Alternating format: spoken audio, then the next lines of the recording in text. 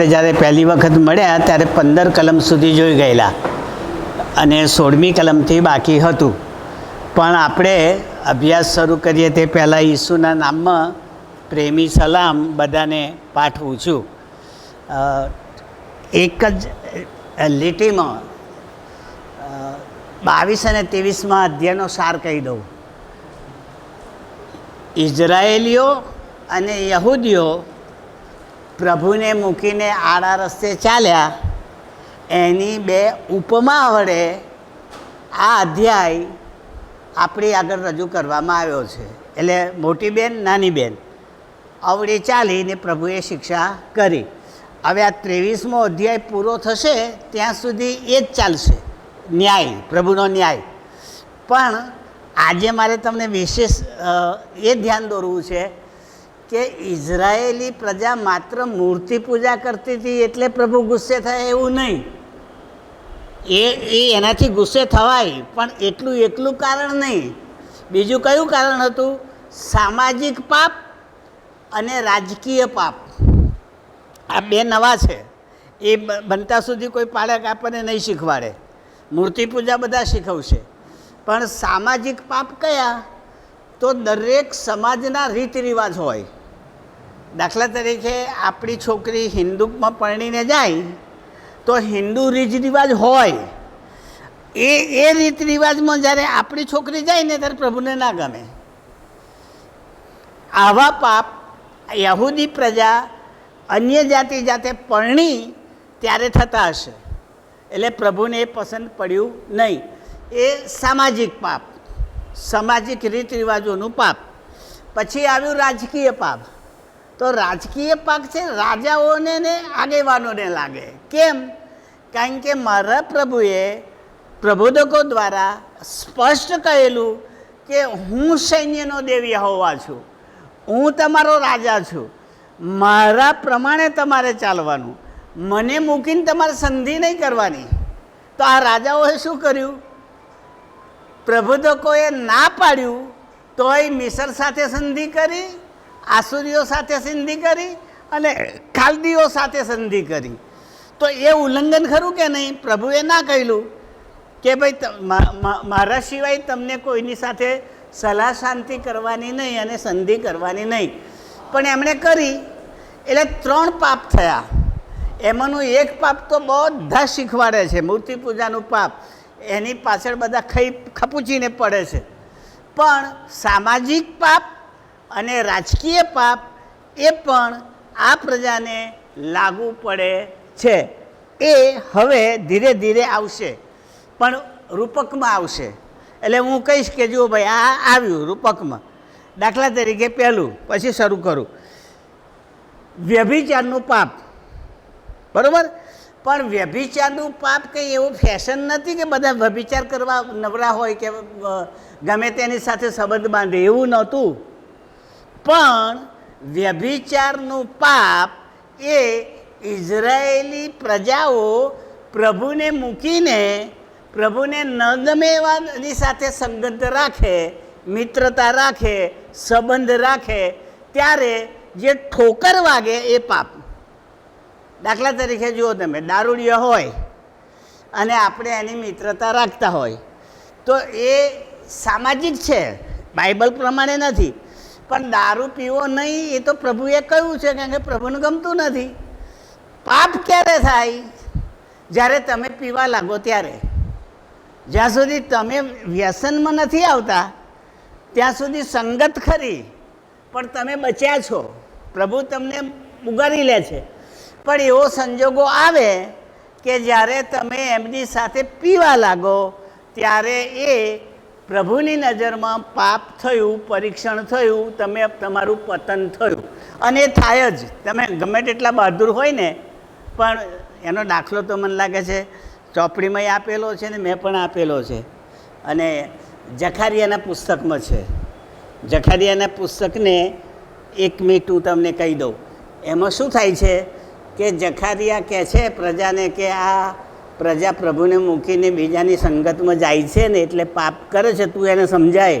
તો જખારિયા કહે છે કેવી રીતે સમજાવું? તો કે ટોપલી લઈને જા, એમાં બધા ફળ મૂક, એ દેશના, આપણા દેશના હોય તો કેરી. અને એના દેખતા ટોપલીના બધા ફળ બતાય કે જો સારા છે, પછી એક બગડેલી કેરી કે એક બગડેલું ફળ એમાં મૂકી દે, અને પછી અઠવાડિયા પછી ફરી બતાય. આ જખારિયાને પ્રભુ કહે છે. તો એ બગડેલી કેરી સુધરી નહીં હોય, પણ સુધરેલી કેરીને બગાડી તો હશે જ, એ બતાવવાનું તારે. એટલે ખ્રિસ્તી જીવન કોઈને સુધારવા માટે જો એની સંગતમાં બેસો ને તો એ ના સુધરે, તમને બગાડે, તમારામાં અવગુણ આવે, એ પ્રભુ કહેવા માગે છે. અને એટલા માટે આ પ્રભુની પ્રજાને વ્યભિચાર કરીને શારીરિક સંબંધી વાત નથી, પણ પ્રભુને ભૂલાવી દે એવી સંગત એને પણ પ્રભુ વ્યભિચારમાં મૂકી દે છે, અને એનાથી પણ બચવું જોઈએ. હવે કાઢો 16મી કલમ, હિજકેલનું પુસ્તક 23મો અધ્યાય ને 16મી કલમ. તેણે તેમને જોયા કે તરત તે તેમના પર આસક્ત થઈ ને તેમની પાસે ખાલદી દેશમાં ખેપિયા મોકલ્યા. હાલેલુયા. હમણાં બોલી ગયો ને સંગતનું પાપ. હવે અહીંયા શું લખ્યું જુઓ, તેણે એટલે યહૂદીઓએ, તેમને જોયા એટલે પેલા રૂસપુસ સુંદર બાબેલવાસીઓ, ખાલદીઓ, યોદ્ધાઓ, સુંદર વસ્ત્રવાળા, ઘોડા પર બેસનારા, ગમી જાય એવા, એમને જોયા તો આણે શું કર્યું? આસક્ત થઈ ગઈ, એના પ્રેમમાં પડી ગઈ. પ્રભુના લોકો અન્ય ધર્મના કે જાતિના લોકોના વ્યવહાર ગમી જાય અને એની સાથે સંબંધ બાંધી બેસે, એવું અહીંયા થયું. એટલે આપણા કરતાં સારા હોય, આપણા કરતાં પૈસાદાર હોય, આપણા કરતાં સુખી દેખાય અને બધું જ હોય, પણ અગત્ય એ છે કે પ્રભુ છે કે નહીં એ આપણે પકડી રાખવાનું. મોજશોખ ભલે હોય, છડાછડી ભલે હોય, પણ પ્રભુ ના હોય તો એની સાથે આપણે સંબંધ રાખવાનો નહીં. આ થયો સામાજિક ન્યાય. હવે આ લખ્યાનું કારણ જાણો છો? કારણ એ કે હંમેશા દરેક વ્યક્તિ પોતાની છોકરીનું લગ્ન થાય ત્યારે ખાતું પીતું કુટુંબ શોધે, હોદ્દાવાળું, આગેવાનવાળું, સુખી કુટુંબ શોધે. હવે આમને ગુલામગીરીમાં પકડી તો ગયા, પણ એમની છોકરીઓ તો હશે, અથવા ત્યાં 70 વર્ષમાં સંતાનો તો થયા હશે. તો હવે એમનો લગ્ન સંબંધ કોની સાથે કરવો? તો પ્રભુએ કહ્યું કે તારા ભાઈઓની અંદર જ તારે લગ્ન કરવાનું, બીજી જાતિ સાથે તારે લગ્ન કરવાનું નહીં, ના પાડેલી. પણ અહીંયા તો સુંદર છોકરા અને રાજ પોશાકવાળા અને બહુ દેખાવડા પૈસાદાર, એટલે પછી છોકરીઓ પરણાવવા માંડી. એ જે પ્રજા થઈ ને છોકરીઓને પરણાવ્યા પછીની, એને આપણા બાઇબલમાં ગઈ વખત શીખી ગયા, વર્ણશંકર નામ આપ્યું. વર્ણશંકર પ્રજા થઈ. અને વર્ણશંકર એ પ્રભુની નજરમાં અશુદ્ધ ગણાય, શુદ્ધ ના ગણાય. હવે તમને નવાઈ લાગશે, પણ તમે પુનર્નિયમ વાંચી જજો.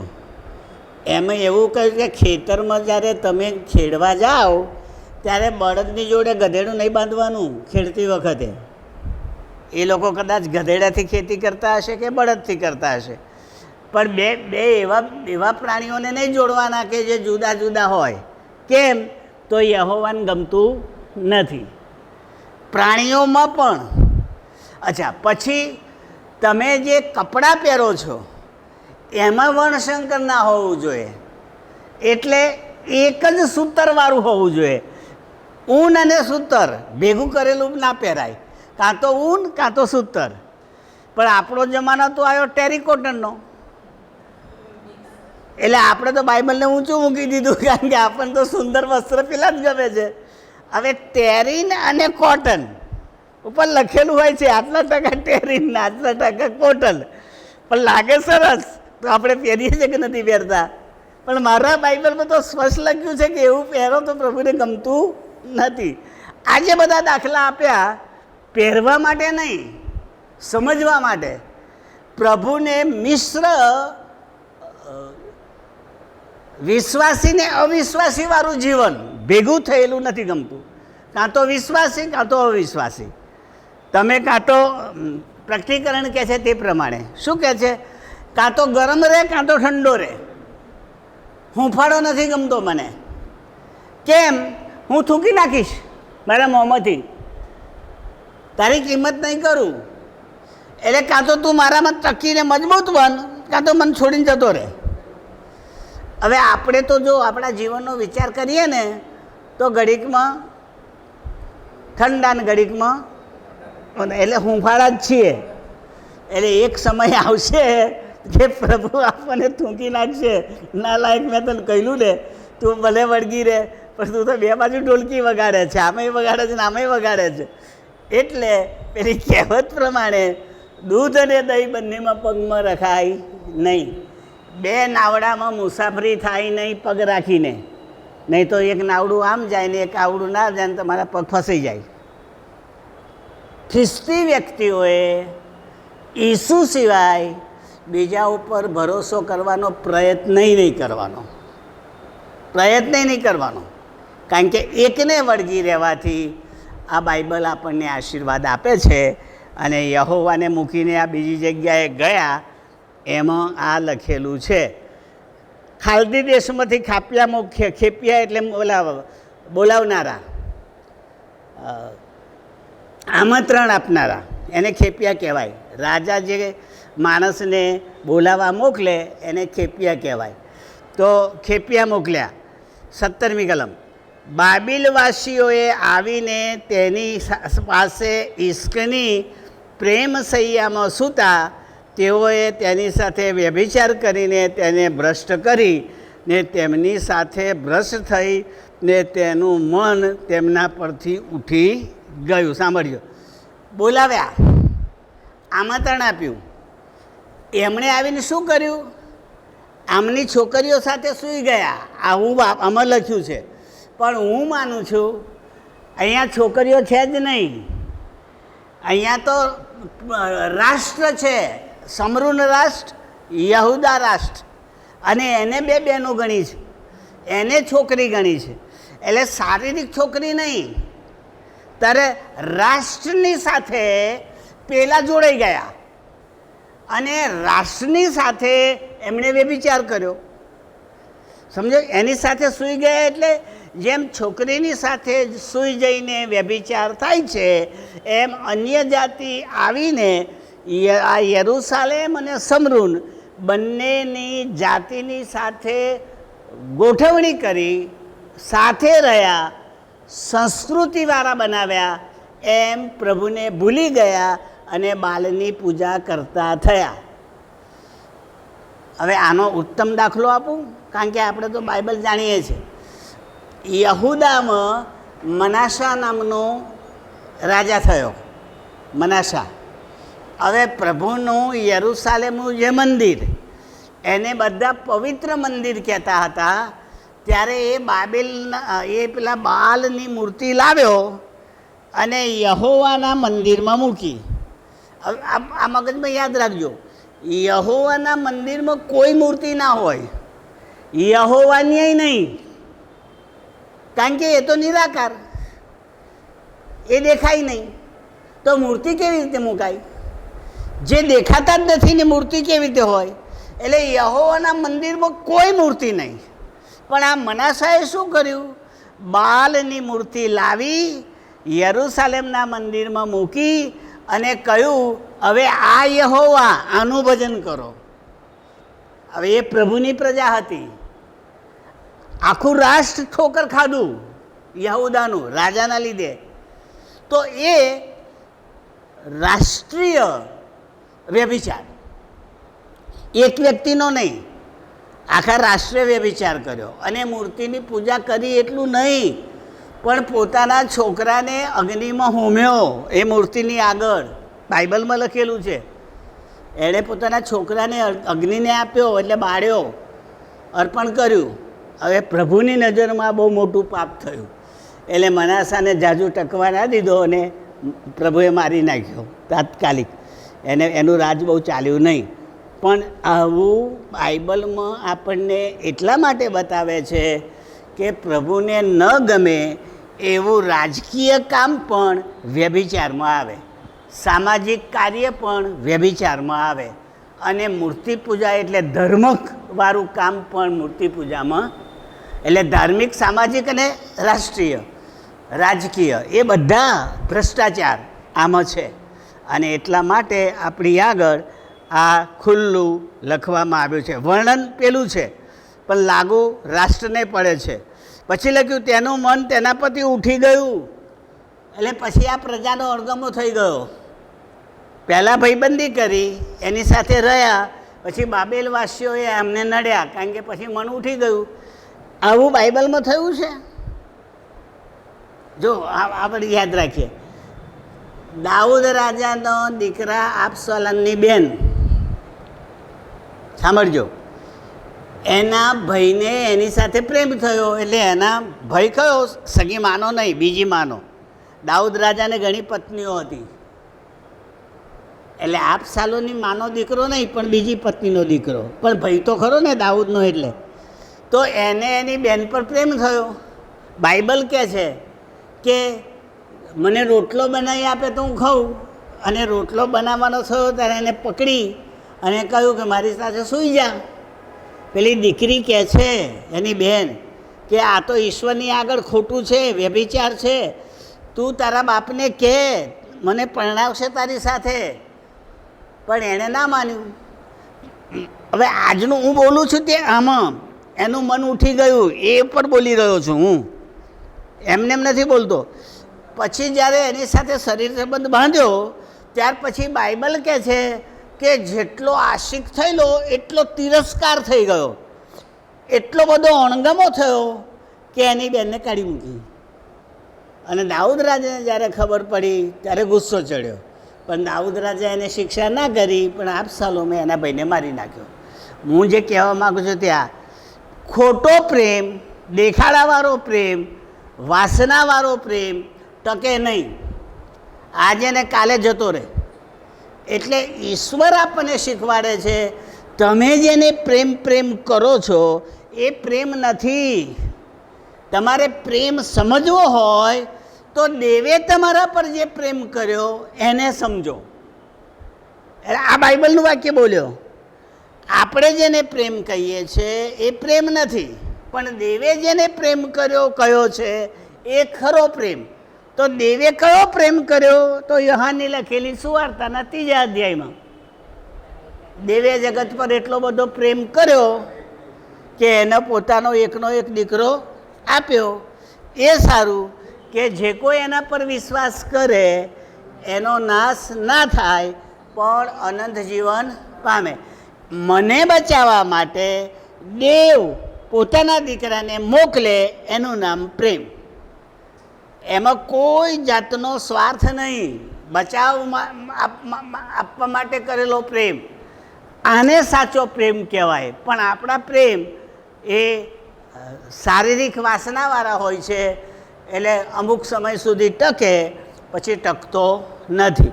જે ન ટકે એના માટે અહીં શબ્દ વાપર્યો, જુઓ કયો વાપર્યો? તેના પરથી ઉઠી ગયું, તેનું મન તેના પરથી ઉઠી ગયું. પછી ધિક્કારવા લાગ્યો, રણવી કલમ.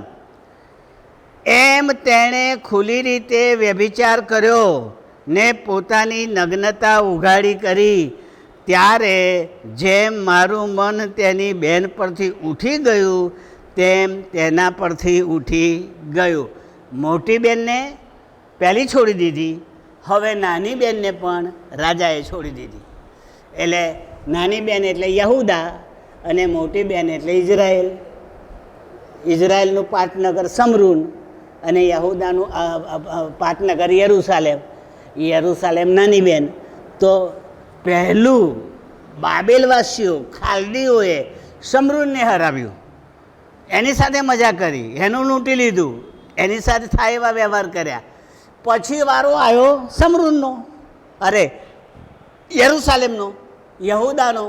તો એને છોડી દીધી, એને લૂંટીને છોડી દીધી. ટૂંકમાં પ્રભુને મૂકીને બીજા કોઈ પણ સાથે ભાઈબંધી કરવી આખરે જોખમકારક છે. ઇઝરાયેલીઓ માટે આ સાચું હતું અને આપણા માટે સાચું જ હોય. પ્રભુને મૂકીને ગમે તેવા સારા સંબંધવાળા માણસોની સાથે પણ પ્રભુ વગર સંગત બાંધીએ જોખમ આપે. આજે છે ને કાલે ભૂલી જાય. એટલે મારું બાઇબલ મને શું શીખવાડે છે? માણસ પર ભરોસો રાખવો એના કરતાં યહોવા પર ભરોસો રાખવો એ વધારે સારો છે. આ બાઇબલ કહે છે આપણને. એ અહીંયા જાણવાનું આપણને મળે છે. આ લખ્યું તે પ્રમાણે 19મી કલમ. તો પણ મિસર દેશમાં પોતાની જુવાનીના વખતમાં તેણે વ્યભિચાર કર્યો હતો. તેને યાદ કરીને તેણે પુષ્કળ વ્યભિચાર કર્યો. જુવાનીઓનો સમય મિસરનો. કેમ? તમે સમજો. 430 વર્ષ સુધી મિસરમાં રહ્યા, યુસફથી માંડીને મૂસા સુધી. કારણ કે યુસફ લઈ ગયો અને મૂસા કાઢી લાવ્યો. આ તો આખું નિર્ગમન તમે શરૂ કરો ને, ઉત્પત્તિથી નિર્ગમન તો આવી જાય. યુસફે એના બાપાને અને પેલા 69 માણસોને ત્યાં બોલાવ્યા મિસરમાં, ગાડામાં, અને ત્યાં રાખ્યા. અને પછી મૂસાએ એમને મિસરમાંથી કાઢીને પાછા લાવ્યો. આ બે વચ્ચેનો ગાળો તે 430 વર્ષ. તો 430 વર્ષ સુધી આમણે મિસરમાં મજા કરી, હતા ગુલામ, કરતા હતા વૈતરું, તો એમને ગમતું હતું. એમને એવું લાગતું જ નહોતું કે અમે અમારા દેશને યાદ કરીએ. ભૂલી જ ગયા. યાદ રાખીએ, આપણી મંડળી કરતાં બીજું સારું કોઈ ઠેકાણું આપણને મળે અને એમાં રચ્યા પચ્યા રહે ત્યારે આ મંદિર કે આપણું દેવળ આપણને યાદ આવે નહીં. આપણી મંડળી ભૂલી જવાય, કારણ કે સરસ મજા આવી ગઈ, સંગત બીજી. એટલે આવું અમને થયું. પણ એ મિસરની વાત છે. હવે મારો મોટો પ્રશ્ન કયો આવ્યો? બાબેલનો બંદીવાસ, આસુરનો બંદીવાસ અને મિસરનો બંદીવાસ. એમાં મિસરના બંદીવાસને આ પ્રજાની જુવાની કહી. જુવાની કેમ જુવાની કહી? કારણ કે મારા પ્રભુએ ઇબ્રાહીમને પસંદ કર્યો. સાંભળ્યો. ત્યાર પછી યાકૂબના 12 છોકરામાંનો એક એટલે યુસફ એને મિસરમાં લઈ ગયા. ત્યાં સુધીનો સમયગાળો યહૂદીઓ માટે જુવાનીનો હતો. પોતાની શક્તિ પ્રમાણે, પોતાની ધારણા પ્રમાણે, પ્રભુના ઈશારે સુખી હતા.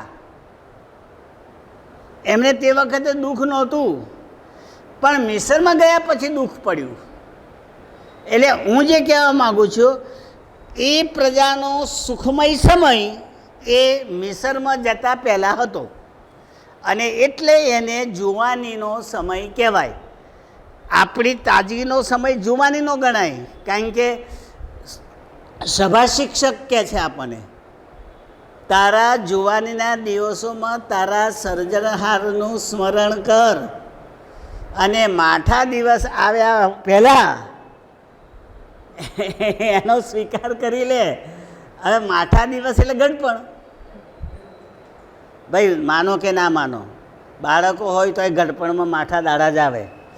કારણ કે પોતાની રીતે ઊભું થવાય નહીં, પોતાની રીતે બહાર જવાય. બાઇબલ કહે છે, હું નથી કહેતો.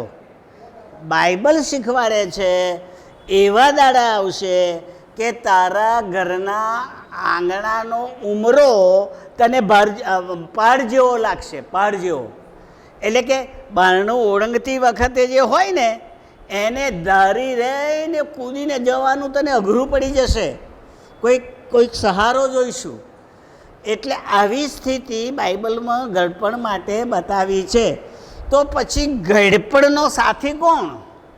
ગળપણની લાકડી કોણ? તો એ કહે છે કે હું યહોવા. કોને કહ્યું? દાઉદને. એ મારી લાકડીની છડી છે, એની લાકડીની છડી બેઉ મને ઉપયોગી થાય છે. હવે તમે કહો, લાકડી અને છડી એ બેઉ લાકડી, જુદી નહીં, લોખંડ નહીં, બેવ લાકડાની બનેલી બેવ. તો પછી બે કેમ વાપર્યું? એક લાકડી ના ચાલે. પણ એ વખતે જે ભરવાનો ધંધો કરતા હતા ને, ઘેટા પાડવાનો, એ બે લાકડી રાખતા હતા. એક જાડી અને મજબૂત કડીવાળી એવી રાખતા હતા, અને એક નાની પણ પાતળી સોટી જેવી. મેં એનો ઇતિહાસ જોયો ને ત્યારે મને ખબર પડી કે જ્યારે કોઈ દુશ્મન આવે ને અને ઘેટા પર હુમલો કરે ને ત્યારે પેલી જાડી લાકડી વાપરે, કડિયારી, અને પેલા દુશ્મનને મારે અને ભગાડે ને ઘેટાનું રક્ષણ કરે. એટલે વરુ, વાઘ, રીંછ એને પેલી લાકડીથી મારે. એટલે રક્ષણ કરવાની લાકડી એ પણ ભરવાડ પાસે હતી. અચ્છા, બીજી પાતળી લાકડી ખરી ને, એ કોઈ ઘેટું આગું પાછું થાય ને સટાક મારીને સીધું લાવે, મારીને સીધું લાવે, વાંકું ચાલે એને. એ આ શીખી રહ્યા છે, તે અત્યારે શીખી રહ્યા છે તે પ્રભુનો ન્યાય, પ્રભુની શિક્ષા. નાની સોટી મારે, પણ મારે કેમ? અવળા જાઉં છો એટલે, નહીં તો ના મારે. પણ રક્ષણ કરવા માટે પેલી બીજી લાકડી. તો આપણા વૃદ્ધાવસ્થામાં અને આપણી તંગીના સમયમાં ઈશ્વરની બંને લાકડીઓ આપણી સાથે છે. એ આપણું રક્ષણ પણ કરશે, અને જો આપણને કંઈક અવળા જઈશું તો સોટી મારીને સીધાઈ કરશે. ગરડા માણસો ઘણી વખત અવળા જતા રહે, કારણ કે અમને સહારો જોઈએ, અને ઘરમાં સહારો ના મળતો હોય તો બહાર શોધવા જતા રહે, બરાબર? તો તે વખતે પ્રભુ સોટી મારીને સીધા કરે. આ વાત આમાં આવી. અને એટલા માટે આપણે યાદ રાખવું જોઈએ કે આ માણસે મિસર દેશમાં વ્યભિચાર કર્યો અને પુષ્કર કર્યો. 20મી કલમ.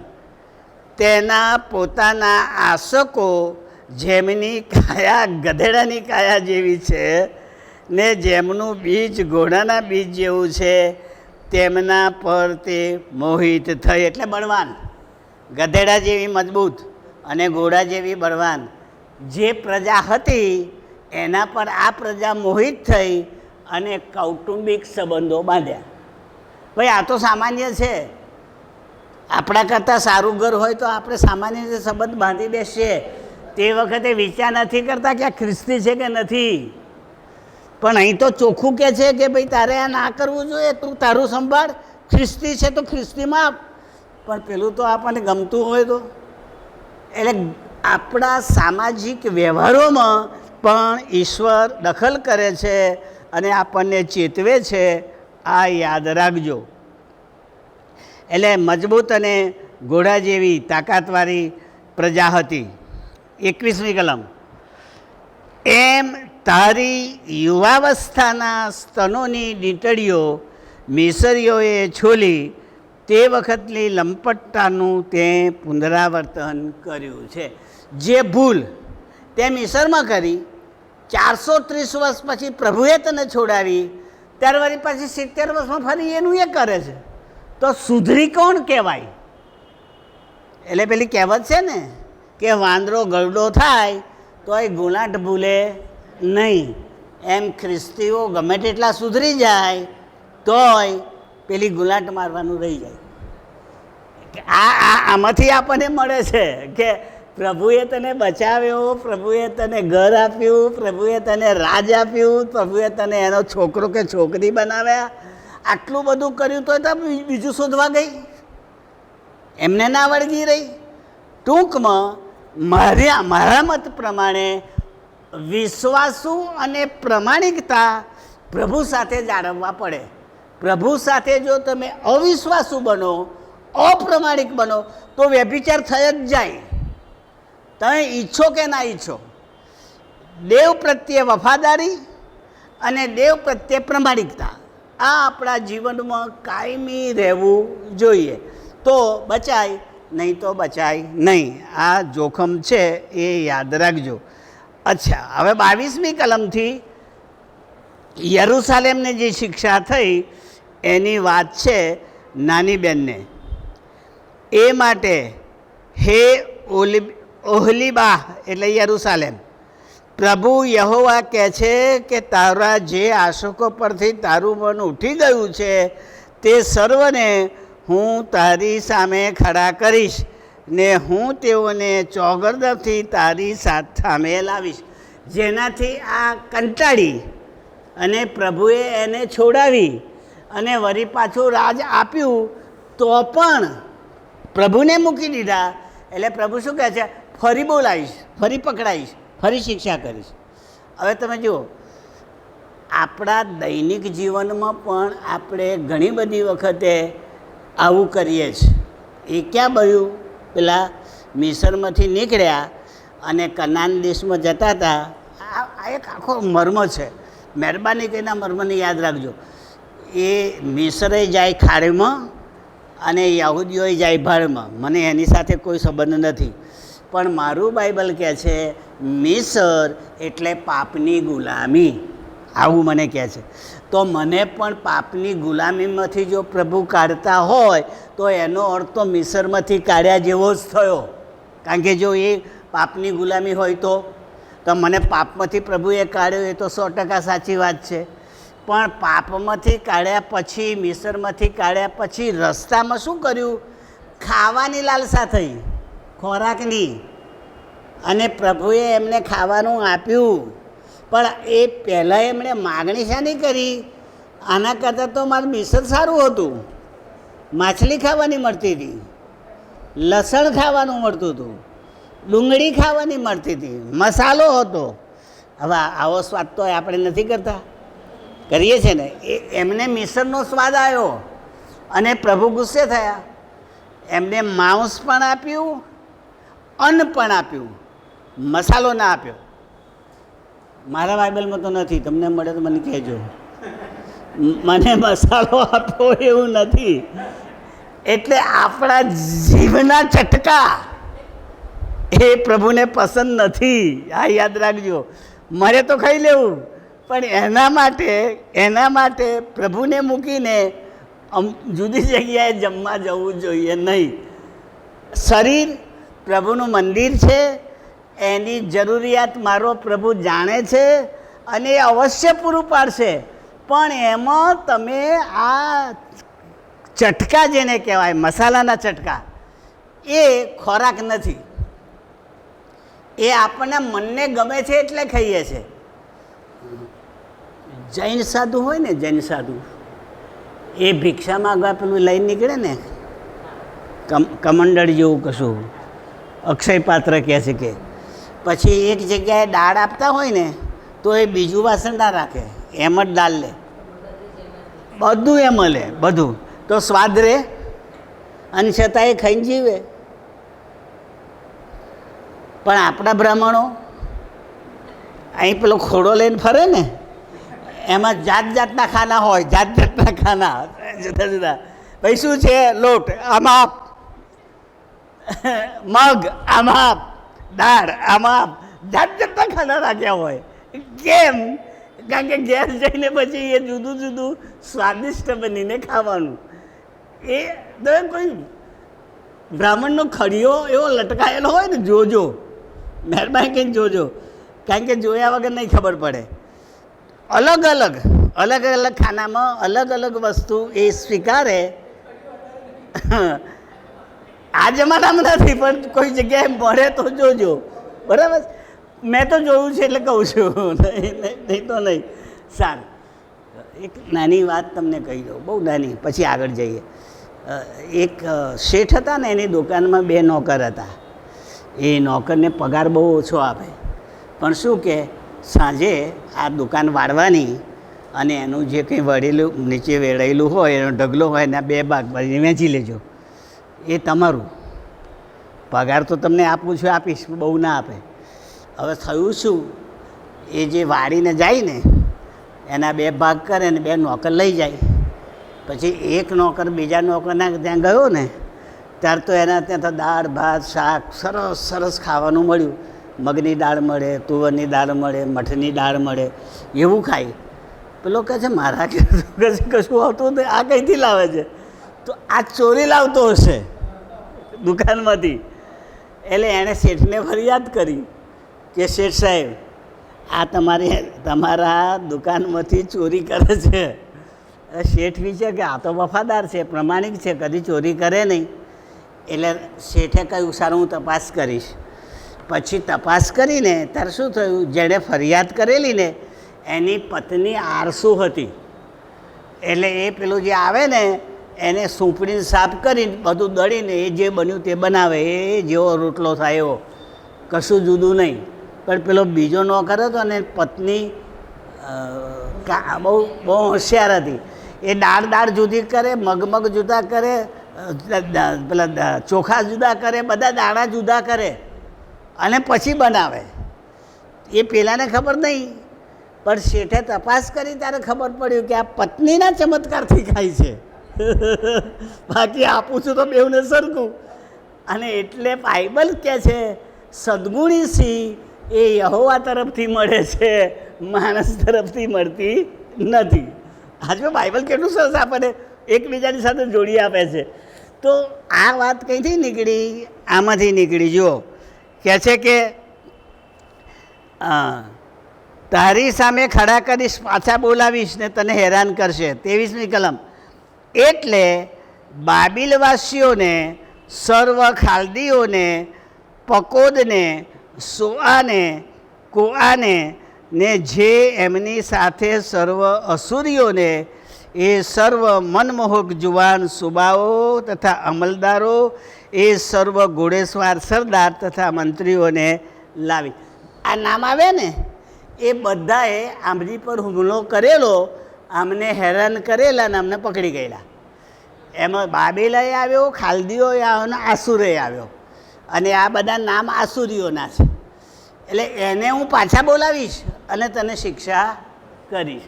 ટૂંકમાં જેનાથી આપણે કંટાળતા હોય એનાથી પ્રભુ આપણને શિક્ષા કરે એવું અહીં લાગે છે. આગળ વાંચીએ 24મી કલમ. તેઓ તારી વિરુદ્ધ શસ્ત્રો, રથો, ગાળાઓ લઈને તથા જુદી જુદી પ્રજાના લશ્કરો લઈને આવશે, યુદ્ધ કરવા આવશે. તેઓ તારી આસપાસ ઢાલો ધારણ કરીને, તોપ પહેરીને ઘેરો ગાલશે.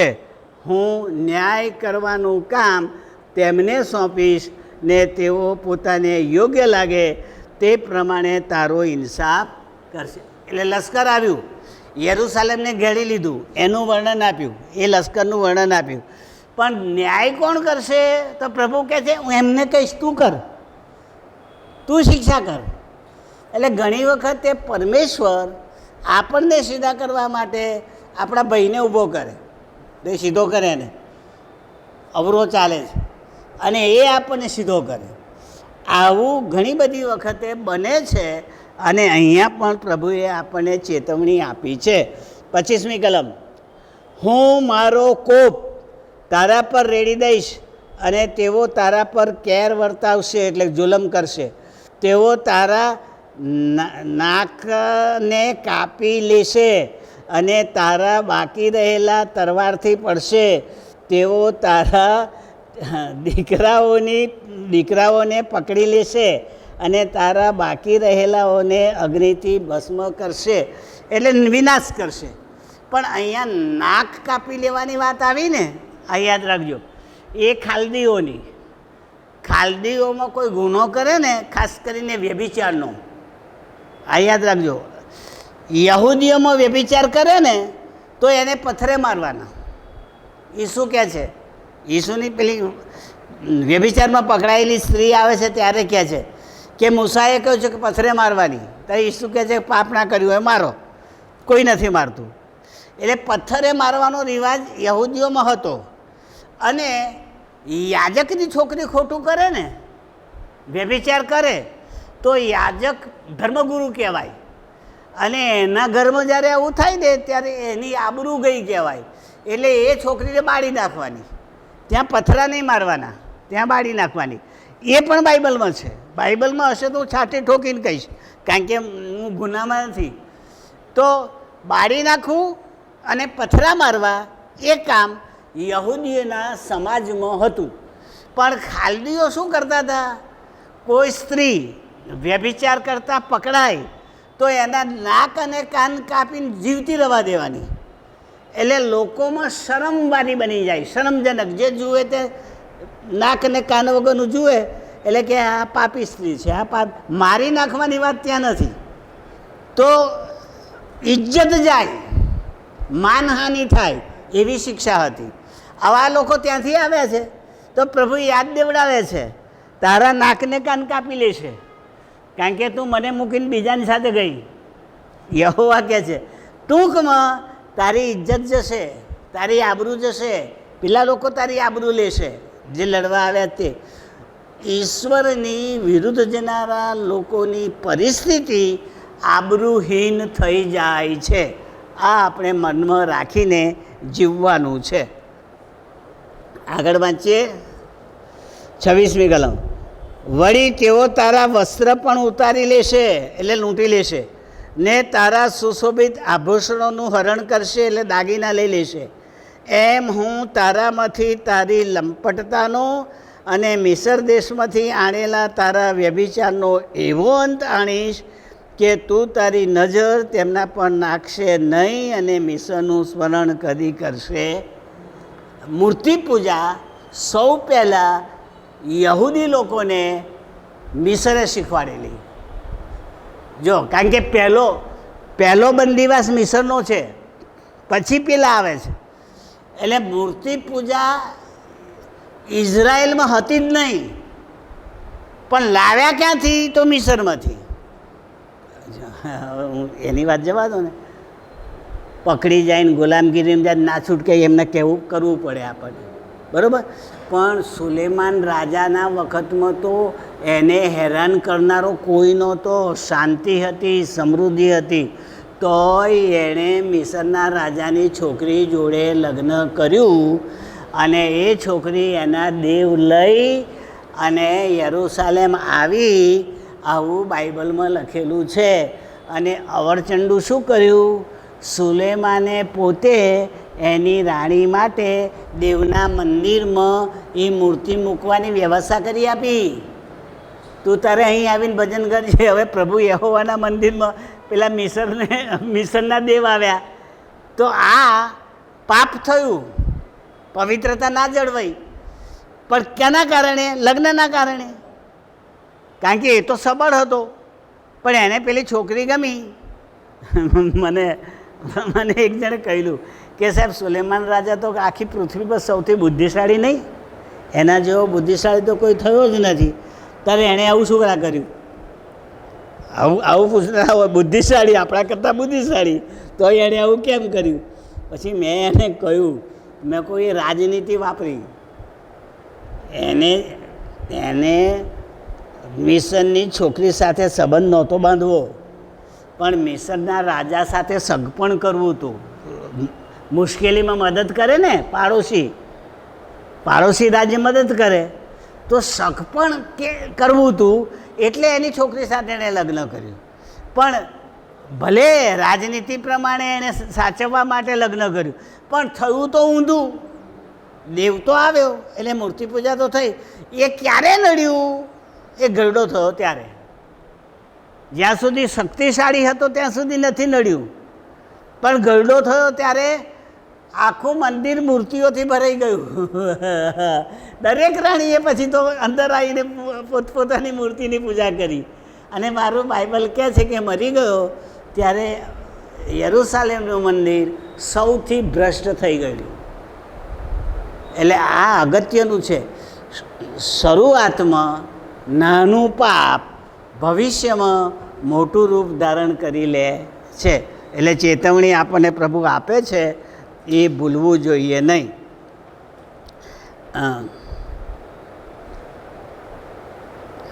29મી કલમ. તેઓ તારા પર પોતાનું વેર લેશે અને તારી સર્વ મહેનતનું હરણ કરશે. એટલે તારું કમાણી લઈ જશે. તને નગ્નને ઉઘાડી કરી મૂકશે અને તારા વ્યભિચારની નગ્નતા એટલે તારી લંપટતા, તારો વ્યભિચાર બંને ઉઘાડા પડશે.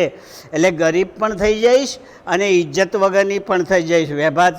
તારી નગ્નતા ઉઘાડી પડશે એટલે તારી શરમ ઉઘાડી પડશે.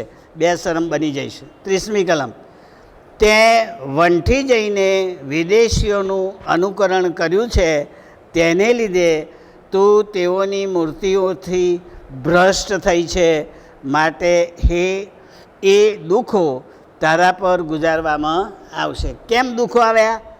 કારણ કે પેલાની મૂર્તિઓની પાછળ આ ભટકી ગઈ. તો આ મંત્ર યાદ રાખજો. આપણે પ્રભુને મૂકી દઈએ ને તો તાત્કાલિક ખબર ના પડે, તાત્કાલિક તો મજા જ, ખાવાનું પીવાનું રહેવાનું મોજ મજા કરવાની. પણ જ્યારે અશક્તિ આવે ને, શરીર નબળું પડે ને, ત્યારે આંખ ઉઘડે, ત્યારે પ્રભુ યાદ આવે કે પ્રભુ મેં તમને મૂકી દીધા, મારી દશા બગડી. એટલે એ માઠા દિવસો આવે તે પહેલાં આપણે આપણા પ્રભુને યાદ કરી લેવા. ગુજરાતી કવિતા એક આવી હતી, પીપળ પાન ખરંતા હસ્તી કૂપડિયા, અમવીતી તમ વીતશે ધીરી બાપુડિયા. આવી કવિતા હતી. એટલે આપણે મોજ મજા કરતા હોય, સાંભળો, ત્યારે હસીએ, જો તારા કરતાં સારું છે ને, ત્યારે પેલા આપણને સંભળાવે કે ભાઈ રાજો, હા રાજો તારી દશા આવી થશે અને તુંય ગરડો થઈશ ને તુંય મુશ્કેલીમાં મુકાઈ જઈશ. જેના ઉપર આપણો કાબુ નથી એનો પર ભરોસો રાખ્યા કરતાં પ્રભુના શરણે જતા રહો ને, તો માદાય પ્રભુ તો સંભાળે. આપણું ભરણ પોષણ કરનારો આપણો બાપ આપણી સાથે છે, તોય આપણે ફાંફા મારીએ છીએ ને આ પ્રજા ફાંફા મારતી હતી. એટલે અહીંયા ચોખ્ખું લખ્યું છે કે તને ઉઘાડા પાડશે. 30મી કલમ, તે વંઠી જઈને વિદેશીઓનું અનુકરણ કર્યું છે, તેને લીધે તું તેઓની મૂર્તિઓથી ભ્રષ્ટ થઈ છે, માટે એ દુઃખો તારા પર ગુજારવામાં આવશે. વંઠી ગઈ, મૂર્તિ પૂજા કરી એટલે તારા પર દુઃખ આવ્યા. 31મી કલમ, તું તારી નાની બહેનના માર્ગમાં ચાલી છે, માટે તેનો પ્યાલો હું તારા હાથમાં આપીશ. એટલે દુઃખનો પ્યાલો, જે યાદ રાખો. આપણા ભજન સંગ્રહમાં ગીત છે, મને યાદ નથી, દુઃખનો પ્યાલો ઈસુ પીવે છે, એવું એ ગીત છે. મને યાદ આવશે તો પછી કહીશ. ચાલો, પણ દુઃખ ક્યારે આવે? સીધા ના ચાલીએ ત્યારે. પ્રભુ દુઃખ આપતા નથી, પ્રભુ આશીર્વાદ આપે છે, પ્રભુ સુખ આપે છે, પ્રભુ શાંતિ આપે છે, પ્રભુ ઇજ્જત આપે છે, પ્રભુ સન્માન આપે છે, પ્રભુ પોતાનો વારસો આપે છે. પણ આ બધું પ્રભુ વગર નહીં. જો પ્રભુ જતો રહે તો પછી આશીર્વાદ જતો રહે, અને આશીર્વાદ જતો રહે તો આપણી પાસે પછી દુઃખ સિવાય કશું રહે નહીં. એટલે દુઃખ આવવાનું કારણ પ્રભુને ભૂલી જવું એ છે, એમ અહીં લખવામાં આવ્યું છે. 31મી કલમ, તું તારી નાની બહેનના માર્ગમાં ચાલી છે, એનો પ્યાલો હું તારા હાથમાં આપીશ. 32મી કલમ, પ્રભુ યહોવા કહે છે કે તારી બહેનનો પ્યાલો જે ઊંડો ને મોટો છે તે તારે પીવો પડશે.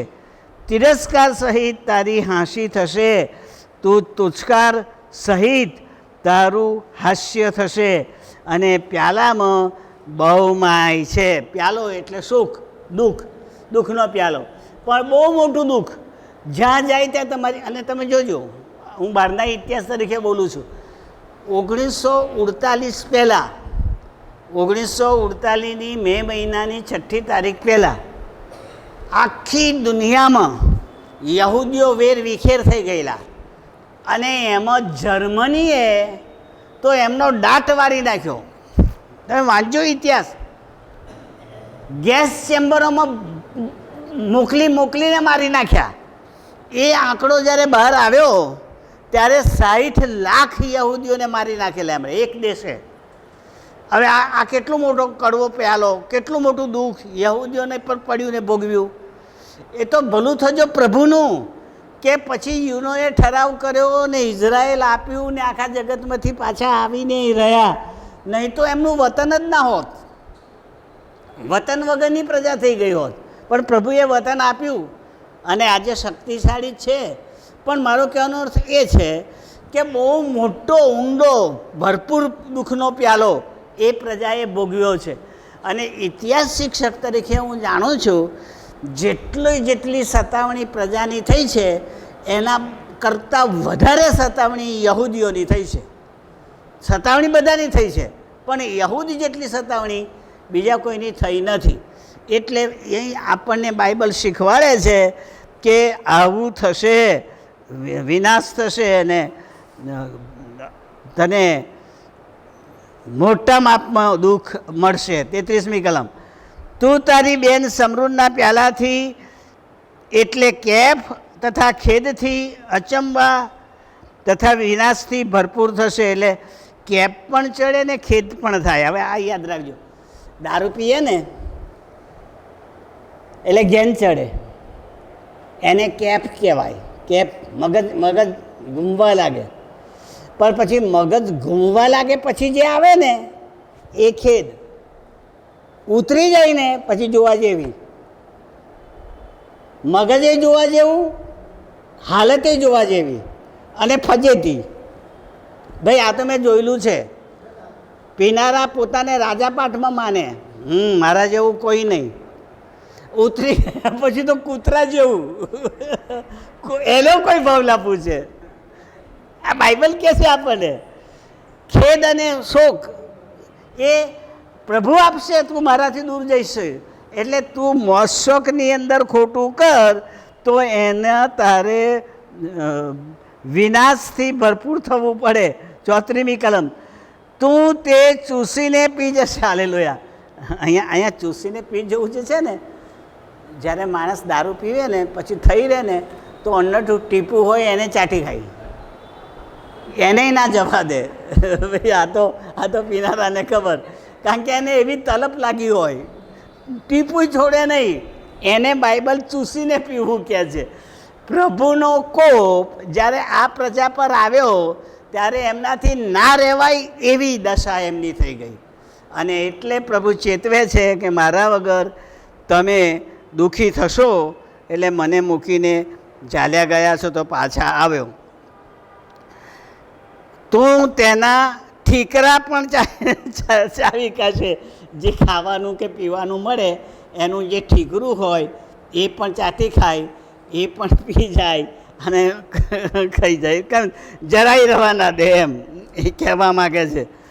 તારા પોતાના સ્તન ચીરી નાખશે, કેમ કે હું તે બોલ્યો છું એવું પ્રભુ યહોવા કહે છે. આ સ્તન ચીરી નાખવાની જે વાત આવી ને એ આસુરીઓવાળી આવી, પેલી ખાલદિયનવાળી હતી. આસુરીઓ પાછી આવી શિક્ષા કરતા હતા, પણ ઉઘાડું નથી કહેતું. બાઇબલ શું કહે છે? વ્યભિચારમાં પકડાયેલી સ્ત્રીના સ્તન કાપી નાખવામાં આવતા હતા. એ આસુરીઓ કરતા હતા, પેલા ખાલદીઓનો કરતા હતા. આવા પથરા મારતા હતા. દરેકની જુદી જુદી રીતો હતી. પણ ટૂંકમાં જેનું સ્તન કપાઈ જાય, જેનું નાક કપાઈ જાય, જેના કાન કપાઈ જાય, એ બધા ઇજ્જત વગરના થઈ ગયા, બે ઇજ્જત થઈ ગયા. એટલે બે ઇજ્જતના અર્થમાં આ લેવાનું, શારીરિકમાં નહીં લેવાનું. પ્રજા બે ઇજ્જતી થઈ જાય એના અર્થમાં આ લેવાનું. પણ જુદી જુદી શિક્ષા બાઇબલ આપણને ઉઘાડી કરી આપે છે. આગળ વાંચીએ 35મી કલમ. વળી પ્રભુ યહોવા કહે છે કે મને વિસરી જઈને તારી પીઠ પાછળ નાખ્યો છે, એ માટે તું પણ તારી લંપટતા અને વ્યભિચારનું ફળ ભોગવ. અહીં અટકી જઈએ, પછીનો વિષય બદલાય છે તે આવતી વખતે જોઈશું. હવે સમજી લો, મને પીઠ પાછળ નાખ્યો છે એટલે શું? મારું સાંભળતો નથી, અવગણના કરે છે. લે ભાઈ જતો રહે. સ્વીકારવું નહીં, પ્રભુનો અસ્વીકાર કરવો એ પીઠ પાછળ નાખ્યું કહેવાય. તો ઈસુનો જે સ્વીકાર નથી કરતા એ આ યહૂદીઓ જેવી દશામાં આવે, ખ્રિસ્તીઓ પણ આવે, હું પણ આવું. એટલે આપણે બધાએ ઈસુનો સ્વીકાર કરવો જોઈએ. હવે ઈસુનો સ્વીકાર કેવી રીતે કરવાનો? તો ઈસુના વચનોનો સ્વીકાર એ ઈસુનો સ્વીકાર છે. આ યાદ રાખજો. પેલા ઈસુ આવવાના નથી ઉપરવાળા, એ તો પુનરાગમનમાં આવશે, એ તો ત્યાં જ બેઠા છે. પણ આ ઈસુ આપણી પાસે છે, આમાં ઈસુનું વાણી છે, ઈસુનું વચન છે. આને તમે સ્વીકારો તો ઈસુને સ્વીકાર્યા કહેવાય. એટલે આપણે ઈસુને પીઠ પાછળ નહીં નાખવાના, પણ એનો સ્વીકાર કરવાનો અને આશીર્વાદ મેળવવાનો. પ્રભુ આ સમજવાને આપણી સહાય કરો. આમીન.